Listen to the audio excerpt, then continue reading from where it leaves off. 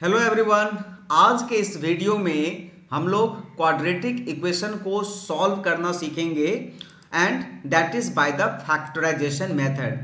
तो first part में मैंने आपको ये बताया कि how to identify whether the given equation is a quadratic equation और नॉट। और मैंने ये भी कहा था कि नेक्स्ट वीडियो में मैं आपको क्वाड्रेटिक इक्वेशन को सॉल्व करना सिखाऊंगा and that is by the factorisation method. तो ये मेरा क्वाड्रेटिक इक्वेशन का सेकेंड पार्ट है। फर्स्ट पार्ट ऑलरेडी मैं बना चुका हूँ, लिंक डिस्क्रिप्शन में दिया हुआ है, आप चाहें तो उसे देख सकते हैं अगर आपको समझने में कोई परेशानी हो तो आइए हम लोग इसको सॉल्व करते हैं यूजिंग द फैक्टराइजेशन मेथड।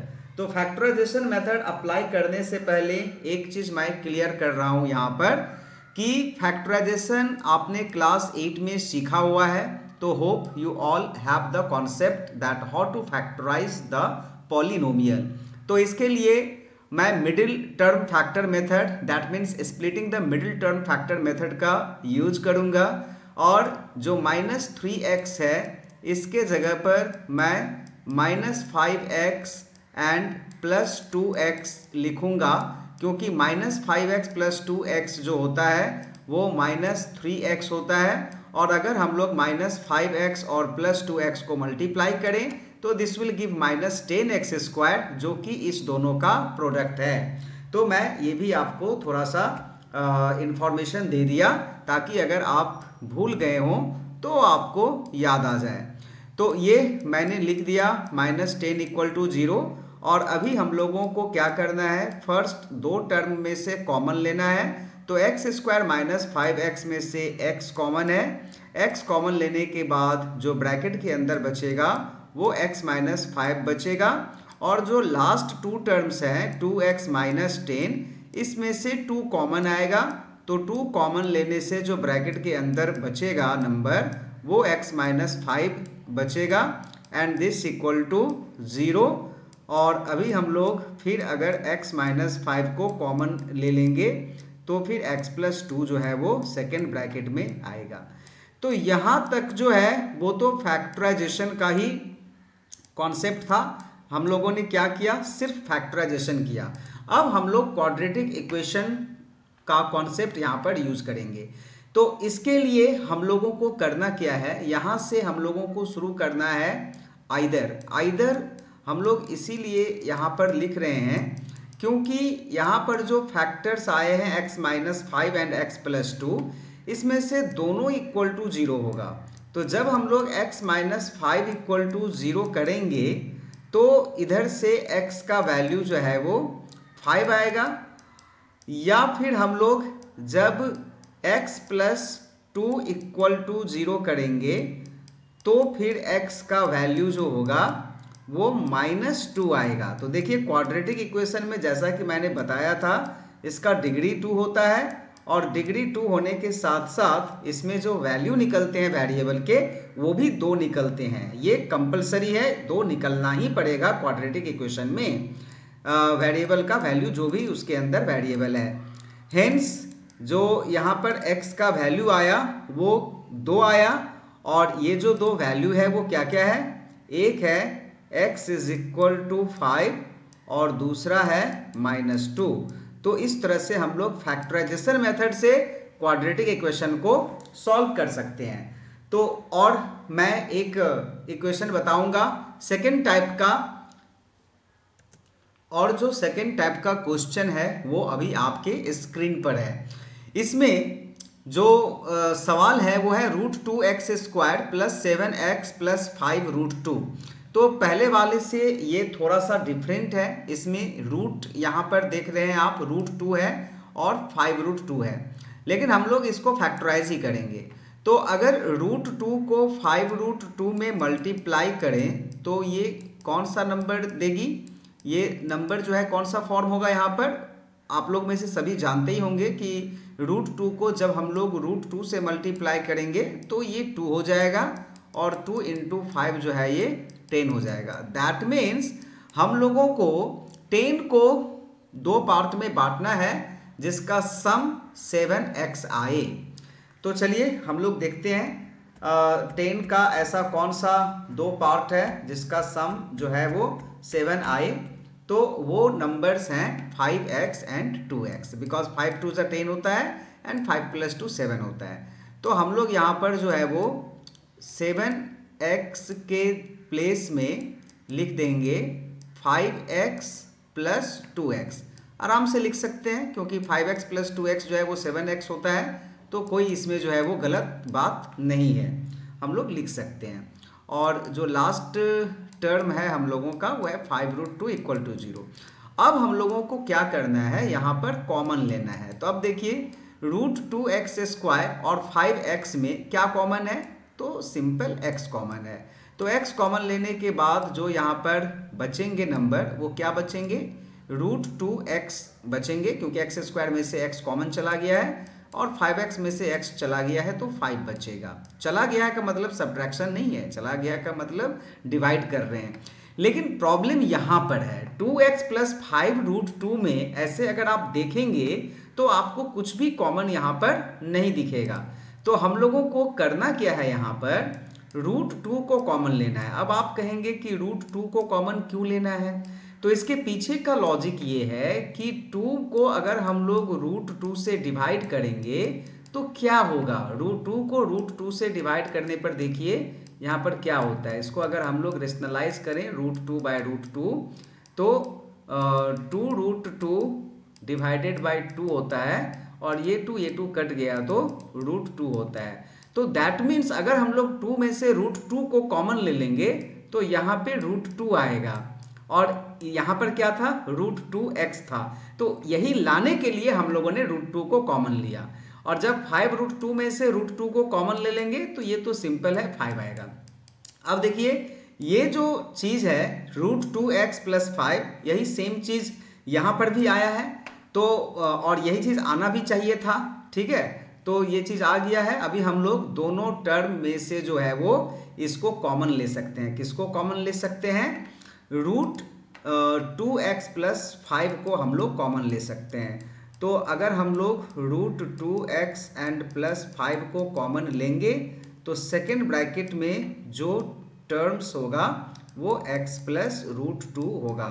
तो ये फैक्टराइजेशन हम लोगों ने यहाँ पर कर दिया, और इसके बाद अभी जो हम लोगों का काम होगा वो होगा आइदर एंड और का। तो आइदर √2x + 5 यहाँ पर मैं कर रहा हूँ, तो इसके बाद हम लोगों का काम होगा आइदर का। तो आइदर √2x + 5 √2x + 5 = 0, और जब हम लोग यहाँ पर √2x + 5 = 0 करेंगे तो यहाँ से अगर x का वैल्यू निकालेंगे तो जानते हैं क्या होगा, ये 5 जब इस तरफ आया तो -5 बन गया, और √2x था तो x हम लोग निकाल रहे हैं, तो √2 इसके डिनोमिनेटर प्लेस में चला गया। तो एक तो x का वैल्यू ये हुआ, और दूसरा जो है वो मैं यहाँ पर निकाल रहा हूँ। तो दूसरा होगा x + √2 = √2x + √2 = 0। तो यहाँ से हम लोगों को जो x का वैल्यू मिल रहा है वो क्या मिल रहा है, x का वैल्यू -√2 मिल रहा है। तो आंसर हम लोगों का आ चुका है। मैं यहाँ पर एक बार आंसर को लिख रहा हूँ। हेंस जो x का वैल्यू आया 2, वो क्या क्या आया, एक आया x का वैल्यू -√2, और जो दूसरा आया है x का वैल्यू ये ऊपर में है -5/√2 -5/√2। तो इस तरह से देखिए इस टाइप का जो क्वाड्रेटिक इक्वेशन है जिसमें रूट हो, नंबर रूट के अंदर हो, तो हम लोग इस तरह से इसको सॉल्व कर सकते हैं क्वाड्रेटिक इक्वेशन को। Hope the method is very much clear to you, और आपको इस तरह के सवाल बनाने में कोई परेशानी नहीं होगी। एक सवाल यहाँ पर जो 4 नंबर देख रहे हैं ये मैं आपको बना करके दिखाऊंगा, क्योंकि यहाँ पर जो ये नंबर है वो फ्रैक्शन है, और ये मैं आपको बता दूं ये क्लास 10th का बुक है NCERT, और ये एक्सरसाइज 4.2 हम लोग कर रहे हैं। तो आइए देखते हैं इसका 4 नंबर कैसे बनेगा। तो ये सवाल आपके स्क्रीन पर है और इसमें देखिए ये जो फ्रैक्शन है 1/8, इसमें हम लोगों को कुछ ज़्यादा नहीं सोचना है। डिनोमिनेटर क्या है इसका 8 है, दैट मीन्स डिनोमिनेटर को हटाने के लिए हम लोगों को क्या करना होगा, सारे टर्म्स को 8 से मल्टीप्लाई कर देना होगा। तो 2x² को 8 से मल्टीप्लाई कर दिए, -x को भी 8 से मल्टीप्लाई कर दिए, और ये जो +1/8 है इसको भी 8 से मल्टीप्लाई कर दिए, और राइट साइड में भी 8 से मल्टीप्लाई कर दिए। ये करना जरूरी है। देखिए ये इक्वेशन का रूल है कि LHS और RHS को अगर आप लोग सेम नंबर से मल्टीप्लाई करते हैं तो there will be no change. Okay, same number को ऐड कर सकते हैं, सेम नंबर को सब्ट्रैक्ट कर सकते हैं दोनों साइड से, या फिर सेम नंबर से डिवाइड भी कर सकते हैं। ये इक्वेशन का रूल है। तो यहाँ पर करने के बाद क्या फॉर्म आया इक्वेशन का, 8 2 जा 16x², इसके बाद -8x, और यहाँ पर देखिए 8 और 8 कैंसिल हो करके 1 बचेगा, और 0 को 8 से मल्टीप्लाई करेंगे राइट साइड में तो 0 ही होगा। अब ये जो इक्वेशन हुआ वो आपका सिंपल हो गया 1 नंबर के जैसे। अब हम लोग इसको आराम से मिडिल टर्म फैक्टर मेथड से फैक्टराइज कर सकते हैं, और चाहे तो इसको जो है वो फैक्टराइजेशन जो है वो फॉर्मूला यूज करके भी हम लोग कर सकते हैं bye completing the square method. तो उसी मेथड से हम लोग बनाते हैं। 16x² is a square of 4x, तो हम लोग यहाँ पे 4x² कर देते हैं, और जो 1 है तो 1 का ही स्क्वायर है, तो यहाँ पे 1 का स्क्वायर कर दिए। तो हमें a का वैल्यू और b का वैल्यू पता चल गया in the identity of a - b whole square. तो यहाँ पे होना चाहिए था 2 × a × b, तो a की जगह 4x डाल देते हैं और b की जगह 1 डाल देते हैं, लेकिन डालने से नहीं होगा, we have to verify whether it is equal to -8x और नॉट। तो यहाँ पर देखिए 2 × 4x 8x ही हो रहा है, तो कुछ भी कम ज़्यादा नहीं है, तो वी कैन राइट दिस। तो यहाँ पर हम लोग अब जो है वो आइडेंटिटी को यूज करते हुए हम लोग यहाँ पर 4x - 1 का होल स्क्वायर आराम से लिख सकते हैं, एंड दिस इक्वल टू 0 आ गया यहाँ पर। अब इसके बाद यदि हम लोगों को इसका वैल्यू निकालना है तो हम लोग यहाँ पर दो काम कर सकते हैं, या तो 4x - 1 होल स्क्वायर को 4x - 1 × 4x - 1 कर दीजिए, और नहीं तो सिंपली हम लोग डायरेक्ट भी आंसर इसका निकाल सकते हैं। ठीक है, तो मैं क्या काम कर रहा हूँ, यहाँ पर आइदर यूज करके ही बना रहा हूँ ताकि यूनिफॉर्मिटी जो है वो मेंटेन रहे।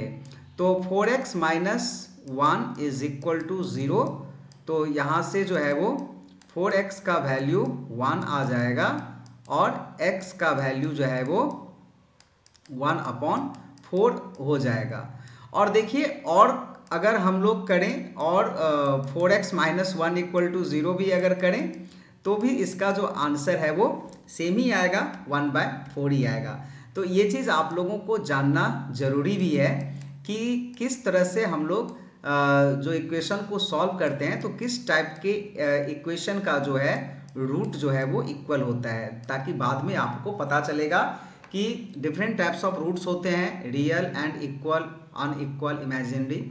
तो इसका जो आंसर आया वो आंसर क्या आया, हेंस x का जो वैल्यू आया इस इक्वेशन में वो आया 1/4, 1/4। ये देखिए ये वैल्यू जो है वो सेम ही है, 1/4 और 1/4। दो आंसर क्वाड्रेटिक इक्वेशन है तो दो वैल्यू निकलना ही चाहिए वेरिएबल का, लेकिन इसका जो है वो दोनों वैल्यू जो है वो 1/4 ही आया है। That means you can say in this case the roots are equal, जो रूट्स है वो इक्वल है, और इस तरह के इक्वेशन का रूट्स इक्वल ही होता है। तो होप आज का जो टॉपिक है factorisation, solving the quadratic equation by factorisation method, ये जो मेथड है ये क्लियर हो गया है और आपको अच्छी तरह से समझ में आ गया होगा। Thank you very much for watching my video till the end. Thank you.